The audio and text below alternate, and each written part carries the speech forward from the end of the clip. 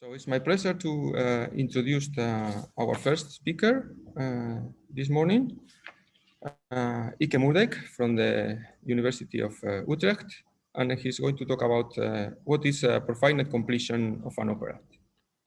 Ieke, the floor is yours. Thank you very much. It's a great privilege and a pleasure to speak on this occasion. Carles and I have known each other for quite some time now, and I remember we share many interests, notably in algebraic structures in homotopy theory and localization. But I grew up as a logician, and Carles even has some interest in set theory, as witnessed by the presence of a certain guest from Freiburg. And I also we've helped each other in supervising or rather examining PhD theses. I was on the jury of Javier, and Carles was on the jury of two of my thesis, my PhD students. So I remember these occasions with great pleasure. It was always very smooth and in friendly atmosphere. But I would like in particular to mention the contribution of Carles to the general atmosphere in homotopy theory in Europe. We all came together in, I believe it was 2008, was it, at the CRM? And these were great days. And in fact, it was also the occasion on which I gave my first series of talks on dendroidal sets. So and the notes were written up by Javier, and they appeared in a booklet published by the CRM. So these are very good memories, and it's all the more a pleasure to give a talk now.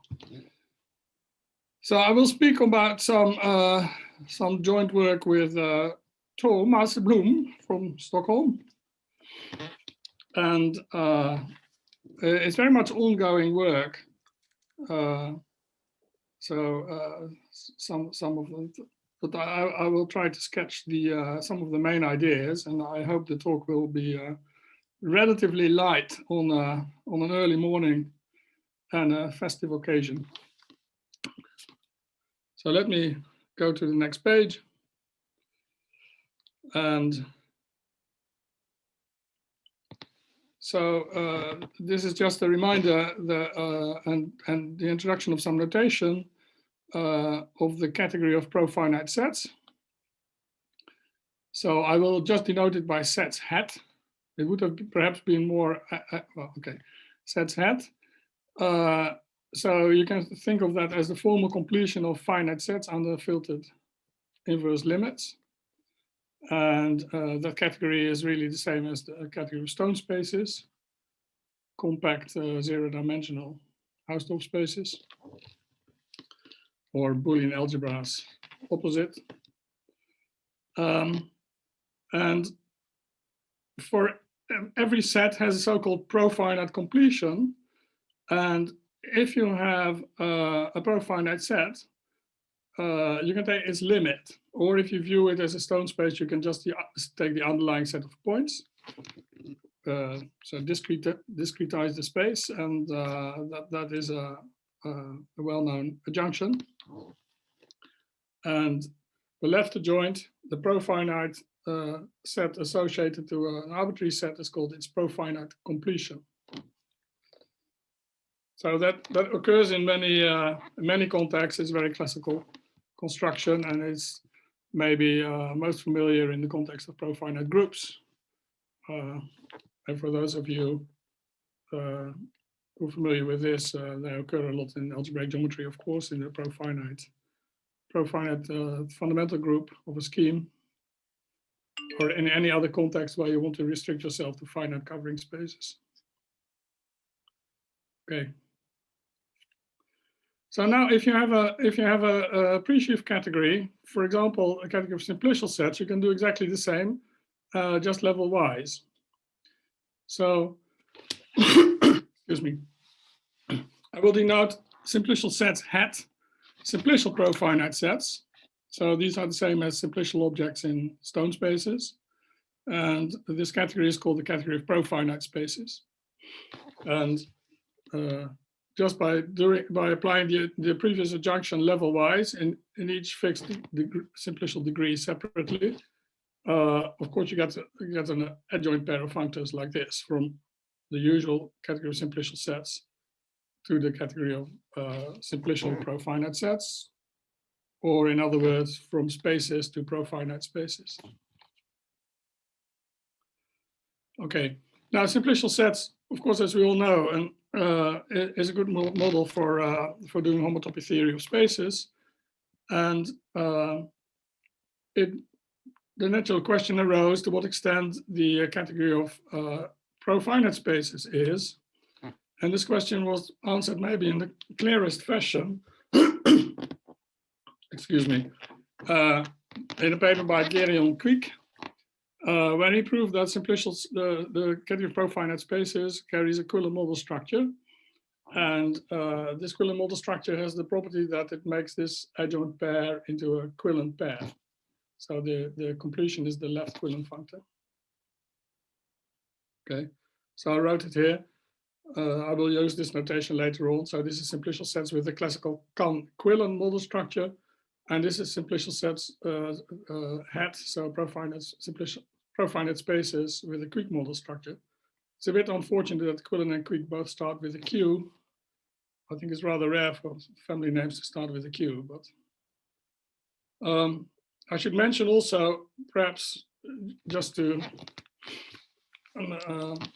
be historically fair, that Fabien Morel already had such a model structure on profinite spaces, except that he took the mod P model structure on simplicial sets and completed that, as it were.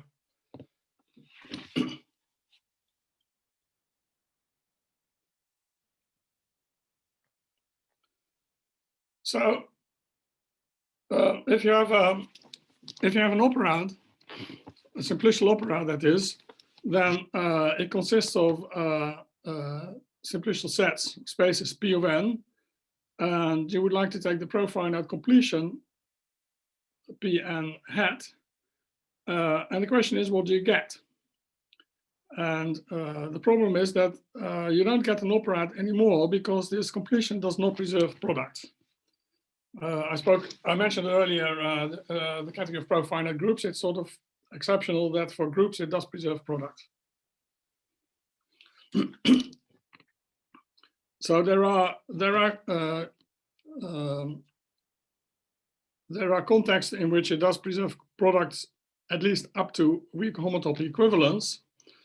So this notion of weak equivalence and refers to Quick, to the Quick model structure. And if X and Y are what I would call homotopically finite simplicial sets, spaces, then the completion preserves products up to homotopy, one could say. Okay, so if all the Pn are homotopically finite, if all these spaces of operations are homotopically finite, then at least the completion of P done at each arity, so to speak. So if you complete each Pn, you get something which reminds you of something A infinity. You want to get a map from Pn completed times Pm completed. You want to have a circle I map all the way here. You don't quite get it, but you get it up to weak equivalence because there is this map in between which goes in the wrong direction. Okay, so this structure has been considered, for example, in the paper which I mentioned in the abstract, by these three authors, two of whom I think are here, or maybe three, I can check. So this shows you that if you do this operation, you're immediately pushed in the direction of infinity operads, some theory of infinity operads. So I would like to make this more precise and show you that there is a nice homotopy theory of infinity operads. And the next pages are about that. So it will not be a surprise to many of you that as my favorite model for infinity operads is that of dendroidal sets or dendroidal spaces. So for this morning, I will just restrict my attention to dendroidal sets. So the next page will try to remind you, this is the sentence I just pronounced, I think. So the goal is to provide a theory of profinite infinity operads for which there is a good completion functor. Okay.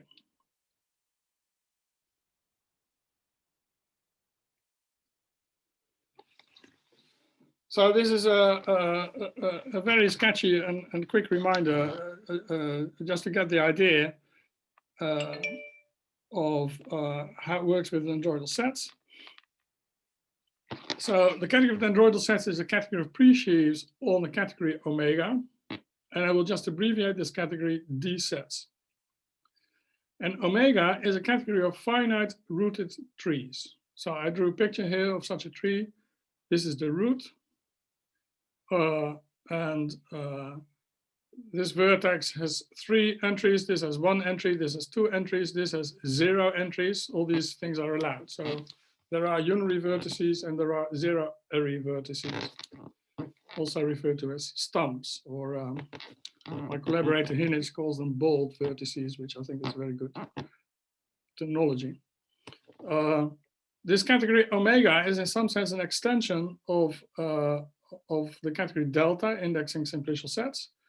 So there is an inclusion of delta into omega, which is simply defined by viewing a simplex as a linear tree.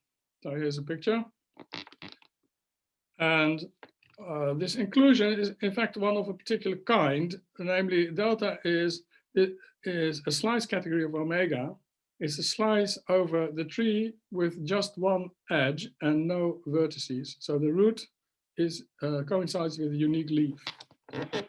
That tree is called eta, and delta is the slice of omega over eta.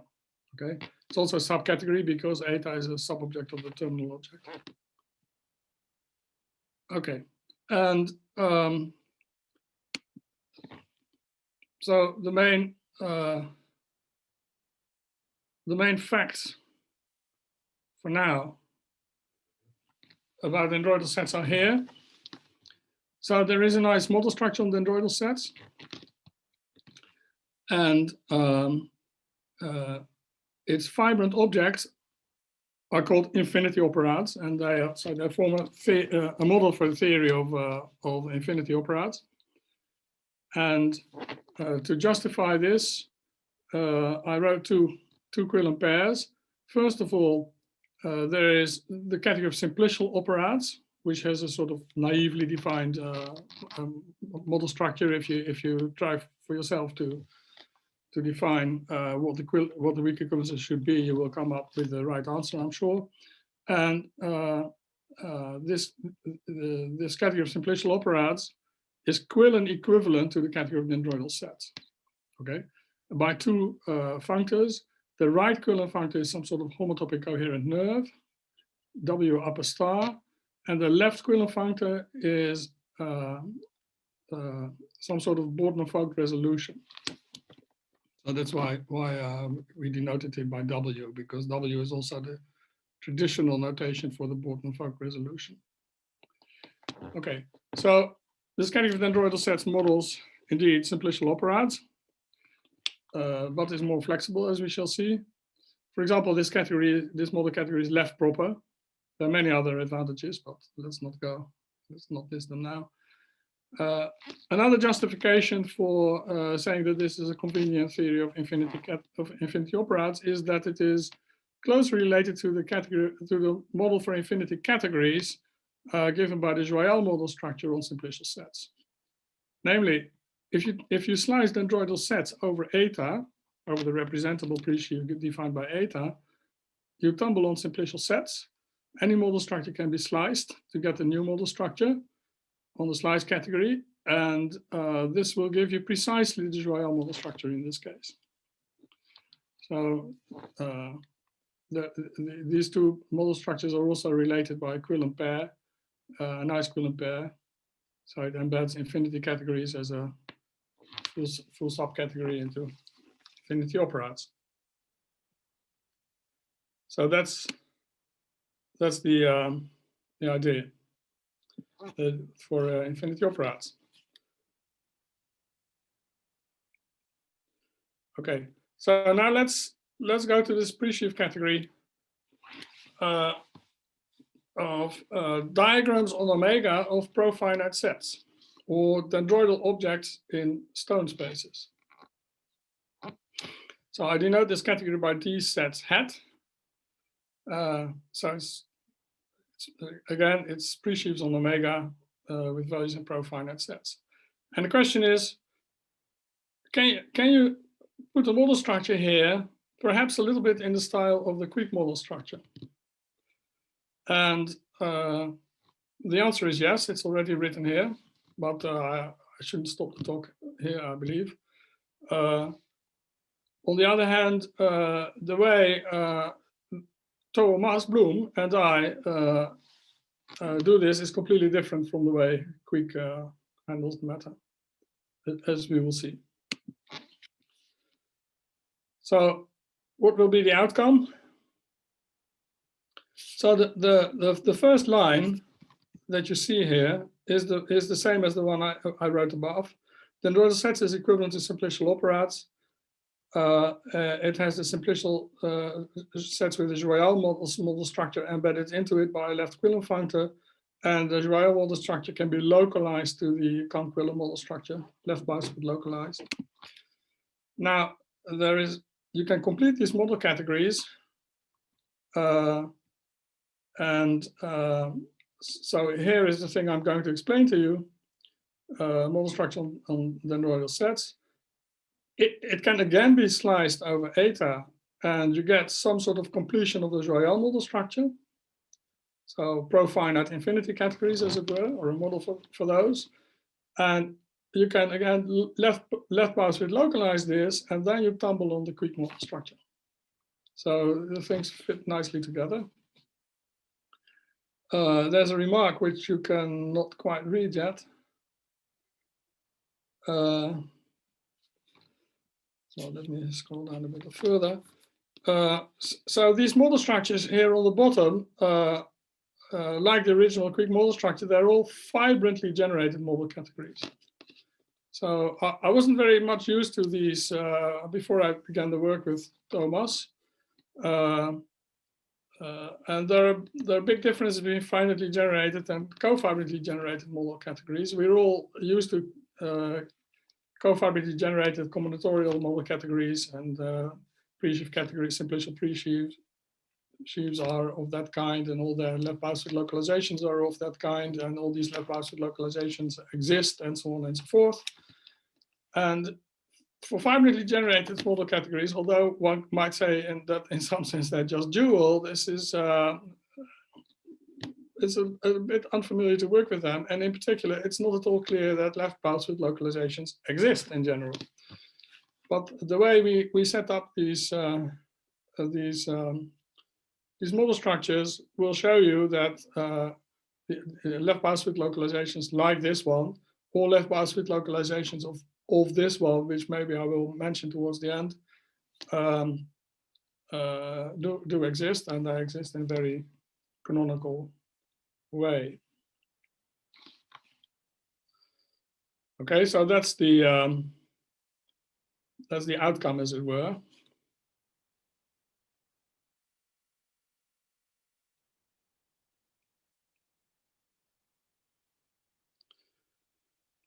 So here is a technical point, quite general point, which a priori has nothing to do with model structures, but rather with pro categories, or in its dual formulation with int categories. And it is the following.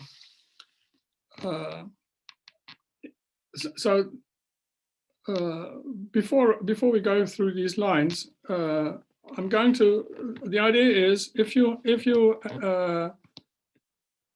have a functor category of a pro category, is it itself a pro category? Okay, and this is a context in which the answer is yes. And the context is the following. I take a category which I call A here, and I write, I suppose I can write A as the union of finite full subcategories. Okay, finite full subcategories. So the typical example, which I think occurs on the bottom of the page, is the category delta for simplicial sets, and you can look at the simplices of dimension less than or equal to n for each n, and then you write delta as such a union.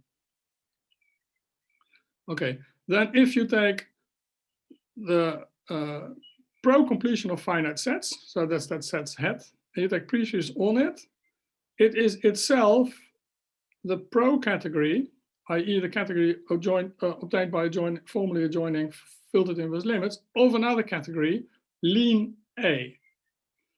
Okay, and lean A is a subcategory of the category of pre-sheaves, and we call them lean pre-sheaves. And here's the definition. A pre-sheaf is called lean if, first of all, it is degree-wise finite, and secondly, it is co-skeletal. So for some n, X agrees with its co-skeleton. This map, which always exists, is an isomorphism for some n. Okay, so this sequence here, this filtration of the category A, enables you to define the co-skeletal functors in the usual way. I wrote a formula here just to remind you, and also, okay, let me first read the formula. So the value of this pre-sheaf co-skeleton n of x at A is the inverse limit, where you take all the x of B, where B sits under A and B sits in the smaller subcategory AN. I wrote this formula also to emphasize that this is a finite inverse limit. So this trick doesn't only work for the category sets, it works more generally, but never mind now. And for simplicial sets, this was already observed in another paper by Nea Horel and Jonathan Harpas. For dendroidal sets, you can do something like it. And you write the category omega as the union of finite subcategories, which I just denote omega sub n. And omega sub n is the full subcategory of trees of size less than or equal to n. Okay, and it doesn't matter for now what the definition of the size is, except that these categories should be finite. So for those of you who are familiar with the category omega, you cannot just count the vertices, for example, because then you will have corollas of arbitrary size, and it will not be a finite subcategory. But there is such a notion of size. And so if we do that, then we can write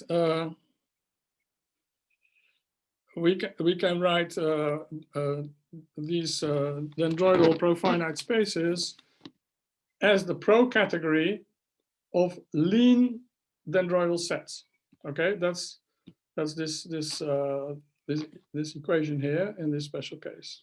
Okay, the category of dendroidal profinite spaces is the pro completion of the category of lean dendroidal sets. So lean dendroidal sets are dendroidal sets satisfying these two conditions. They are degree-wise finite and co-skeletal. So let's look at them a little bit more closely. So I'm going to use these lean dendroidal sets to define the model structure. And in particular, the weak equivalences will be defined by testing against lean fibrant objects. So a map will be weak equivalence if mapping into each lean fibrant object, each lean infinity operand will be an equivalence of mapping spaces.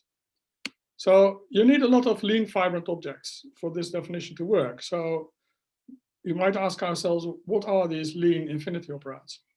So before I answer this question, I will answer the question for simplicial sets. So this is very easy. I call it a theorem, but anyway. So a simplicial set is weakly equivalent in the Kant-Quiller model structure to a lean Kant complex. So it's weakly equivalent to a Kant complex, which is degree-wise finite and co-skeletal, if and only if all the homotopy groups are finite. In particular, pi0 is finite, a finite set. And the homotopy groups vanish from some degree onwards. Okay. And if you want to prove this, you just play a little bit with vibration sequences, maybe some sort of post-Markov decomposition or a variant thereof.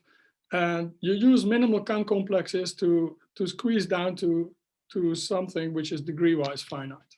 So it's the proof is quite standard and easy. Now, the same proof more or less works for dendroidal sets, but it's much harder. And it gives you the following result. And there is one extra ingredient, which you will see. Here are two conditions. Here there are three conditions. So an infinity operand X is weakly equivalent in the model structure on dendroidal sets, which I just mentioned in the beginning of the talk. If it satisfies the three conditions, first of all, if you take the underlying simplicial set of the dendroidal set, so you pull back along this inclusion I from delta to omega, you get an infinity category. If you then take the maximal Kant complex inside it, it should be a lean Kant complex. Secondly, if you take the spaces of operations of the infinity operand, so if you take vertices or elements at the level eta, like this, x1 up to xn and y, so these are sort of the operations in the infinity operand, you get a Kant complex. I remind you of the definition of this space further down the page. You get a Kant complex, and that should again be a lean Kant complex. This is why the main reason why I recall this fact for simplicial sets. And then the new ingredient is that if you have if you have operations where the arity is too large, then you should get a contractible space. Okay. So in other words, all the operations of more than n0 inputs coincide. There is some redundancy in these conditions 1 and 2 because, well, never mind. Okay, it would be enough. It would be enough here to say that there are only finitely many. That pi0 of this space is finite because the higher pi i's are already contained here.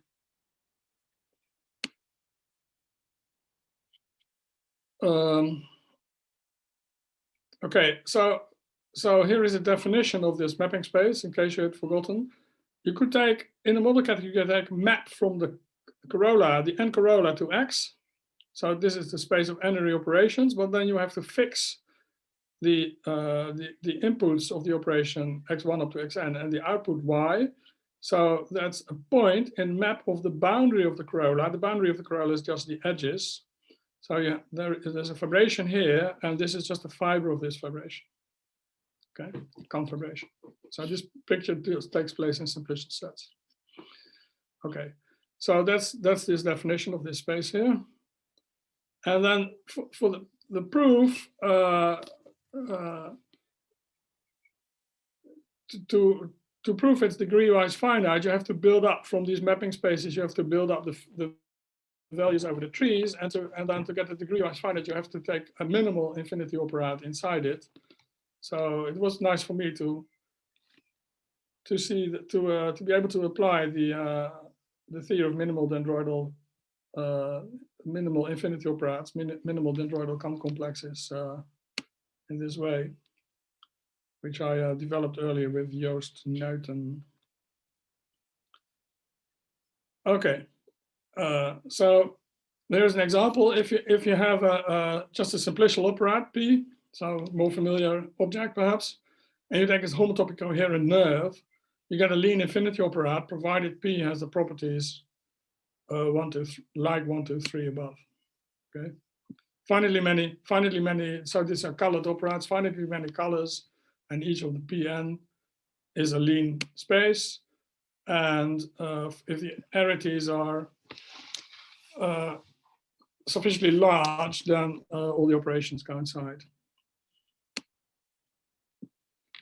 The experts among you will notice that this definition doesn't work well for unital operators, but then you have to change this definition a little bit. But let me not go into that. Okay, so this is for lean Kant complexes and lean infinity operators, and you could just restrict yourself to unary operations, and you get something for lean infinity categories, and that's this this statement here. So an infinity category X is Royale weakly equivalent to a lean infinity category, if and only if it has finitely many objects up to equivalence, and each mapping space, each space of morphisms XXY is a lean complex.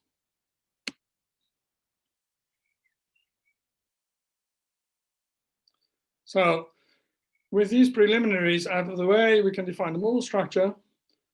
So let's recall where we are. Here are dendroidal profinite spaces. I just, so that's pre-shift category of a pro category with values in a pro category. I just explained to you that it's itself a pro category, namely the pro category of the lean dendroidal sets. Now, any category is included in its pro category, of course. Pro of something is a completion. So there is this inclusion. And these lean dendroidal sets, they are just dendroidal sets.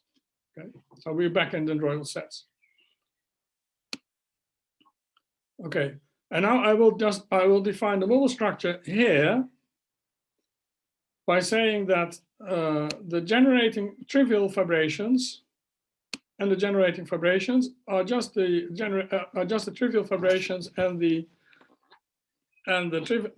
which order did I say? The generating fibrations will be the generating fibration between lean infinity operators in the model structure, on the classical model structure on dendroidal sets, and the same for the trivial fibrations. Okay, so that's, in some sense, this completely determines the model structure. Of course, you have to prove that it indeed gives a model structure. And it will be obvious then from the definition, since the generating fibrations and trivial fibrations are in particular fibrations and trivial fibrations here, it will be obvious that there's a right Quillen-Functor in this direction. Okay, because it's in some sense some extension to filtered inference limits of the inclusion of this inclusion. So that part will be obvious from the definition. I don't know what I will say.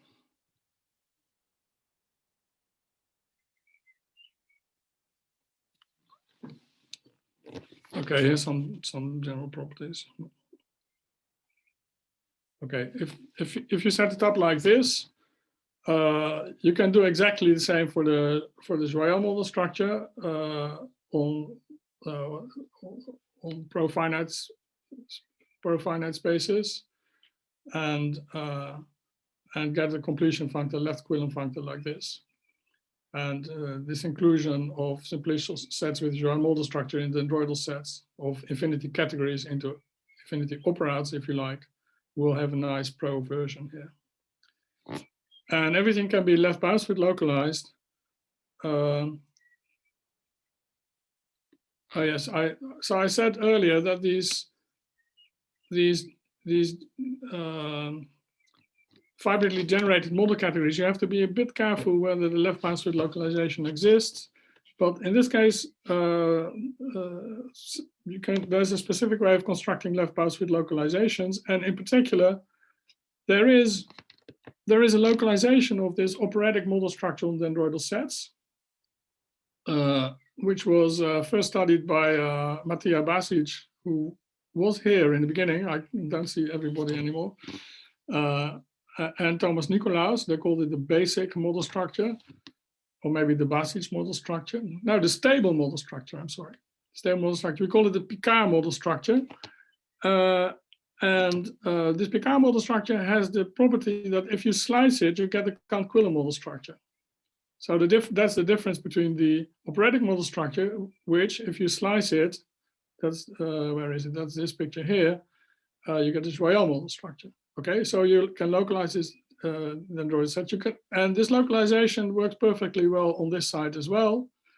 So there is a left bow-sphere localization of this model structure that I talked about. It might be called the profinite Picard model structure. And if you slice that, you get the quick model structure on simplicial sets back. So all these model structures fit very nicely together. And it all just comes out of the method of proof, really. So I think I have 1 or 2 more pages where I say a little bit more about the proof. Yes. So it's not all as easy as I may make it seem, perhaps. And one complication is that in dendroidal sets, not all objects are cofibrant. So there is, as some of you will know, there is this notion of normal object, and I think that I wrote down the definition. Yes. So a dendroidal set is cofibrant if it is normal, and that means that each value at a tree will have a free action by the automorphisms of T. So X is a pre-sheaf, remember, on omega. So the arrows of omega act from the right on X. So in particular, the automorphisms act on the right of each X of T. And that action should be free for the dendroidal set to be cofibrant. That's quite a natural condition, which also occurs in various model structures in equivariant homotopy theory. So that's not so surprising. But there is some sort of contradiction between normality and leanness, if that's a word, and being lean. So these normal objects are, these normal dendroidal sets are never lean. So you have to do something else. And the way out is as follows. Well, in these profinite dendroidal, in these dendroidal profinite sets, they are really formal inverse limits. So you can write them as diagrams. X is the formal inverse limit of a diagram of Xi's. And now you just have to say that for every tree T, the automorphisms of T are eventually going to act freely on the Xi. As long as you go deeply enough into the diagram, the action becomes free. Okay, so here's a more formal expression. For every tree T and for every I, there is a J less than or equal to I, such that alt of T acts freely on Xj of T. Okay, so there are various other ways to say it. Maybe the most important thing is that if you could take all the trees from omega n, so all the trees of size less than or equal to n together, and then you still find a J because there are only finitely many such trees, and you just take this sort of, you go below, by the filteredness of the diagram, you go below all the J's that you find. Okay. And then what you can do is there is some sort of cofibrant replacement for this weaker notion of being increasingly normal, we call it. So there is, for every X, there is a trivial fibration from X tilde to X, where X tilde is increasingly normal. So you can, there is a normalization in this weaker sense of X tilde. So trivial fibration, even before you know that you have a model structure, you already know what the trivial fibrations are, because I told you what the generating trivial fibrations are. And so it just has to be in the saturation or the co-saturation, if you want to use that word, in the for fibrinally generated context. So you know what the trivial variations are, and then the weak equivalences are just defined by first normalizing and then mapping into lean objects, where so you let L range over all the lean infinity operands. So that's the way to construct a model structure. And this is quite a general technique. So this the basic idea. Where is my filtration of the category A? So this idea works in many other contexts as well. And if you have some sort of homotopy theory on the lean objects, and you take a profinite completion of some model category, then you have a good chance you can define a fibrinally generated model category. In particular, and this might be the last page. Yes, in particular, something like this will also work for dendroidal spaces. So Thomas and I are also elaborating a complete Siegel version of this, and we're doing various things. We're trying to study derived mapping spaces to relate back to the work of Bouwvida and Horel and Marcy Robertson that I mentioned in the beginning. So this is not the end of the story, but I hope it will give you some impression. So let me stop here. It's exactly 10:15 on my computer. Maybe I'll show you. I'll end with this slide. So congratulations to Carles again. In some sense, this celebration is a bit too late because he has been an éminence grise since a very long time. And I don't know, how's your French, Carles? Do you hear me?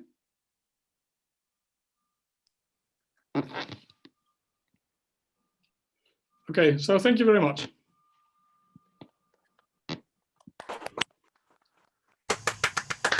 Thanks very much, Ieke. Thank you, Ieke. Thank you very much. First of all, for mastering us, and as I mean in plural, because you have not only supported me over the years, but also the persons from my team, especially Javier. We are all indebted to you for teaching and hospitality. So thank you. Okay, so if there are any questions or comments for Ieke? Well, maybe since I started the speaking, maybe I can ask a couple of questions. One is quite obvious. I mean, you are talking of profinite completion, but there should be a version at primes. I mean, in some sense, I'm not quite sure because it has to do with sets. So maybe in that version it's not possible to relativize, but there must be other ways of inverse limits construction, which is not just profinite. Are there other variants of the same thing? Well, we've only studied this pro completion so far, but for many other categories. But we haven't looked at a completion at the prime, for example. No. But in some sense, that's perhaps a localization of this one. I don't know. And I was also amazed of hearing about fibrantly generated categories. I mean, is there anything like co-combinatorial model categories, or is there anything that you want to warn us about misfunctioning of fibrantly generated? I don't want to think about that. It becomes too set theoretical. But I think this way of setting up these fibrantly generated categories is extremely flexible, and it's used by other people as well. And we have tried to axiomatize it in the first paper with Thomas, which is already on the archive, where you see the pattern most clearly, I think. Thank you. I'm sorry, I may look a bit funny, but I have the sun right in my eyes. So, are there any other questions?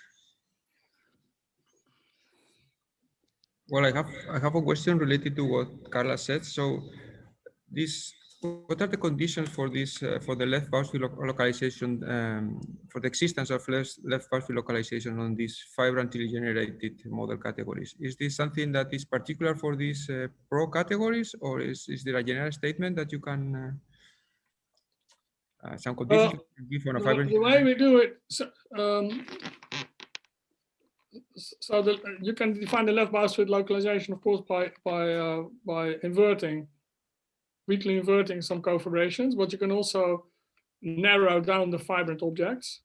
Yes. And these localizations all come about by narrowing down the generating fibrant objects. So I told you the generating fibrations are the usual fibrations of dendroidal sets between lean infinity operas. Now, if you take the usual fibrations between, for example, objects which are fibrant in the covariant model structure, or which are fibrant in the Basic-Nicolaus model structure, you immediately define the same technique for constructing a model structure still works. It's completely completely flexible, and you will find a left boundary localization. Okay. So rather than constructing it, you construct a model category in the same way, and you conclude it's a left boundary localization. Okay, thank you. Any more questions? Can I ask a question? Do you have conditions for when the derived unit of those adjunctions, either for the droidal sets or for infinity categories, are equivalencies?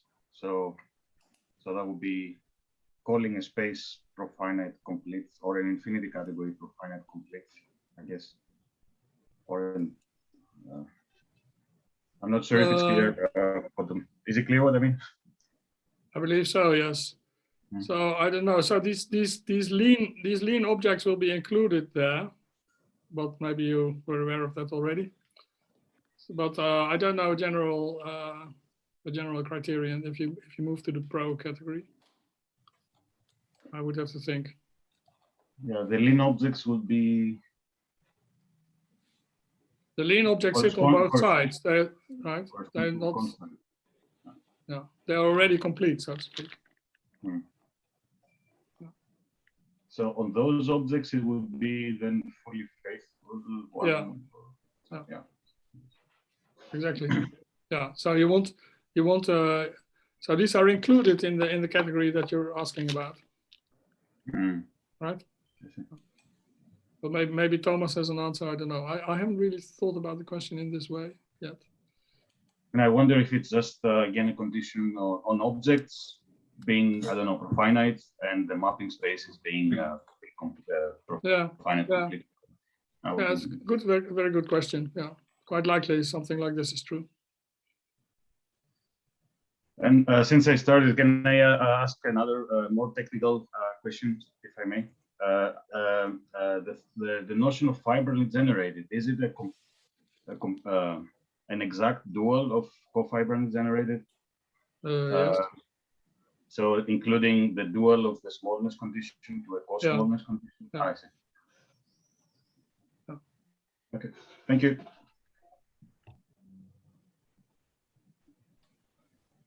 So if there are no more questions, let's thank Ieke again.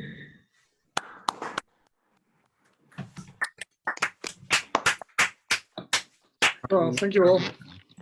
We will start with the next talk in a couple of minutes, so when Ima is ready.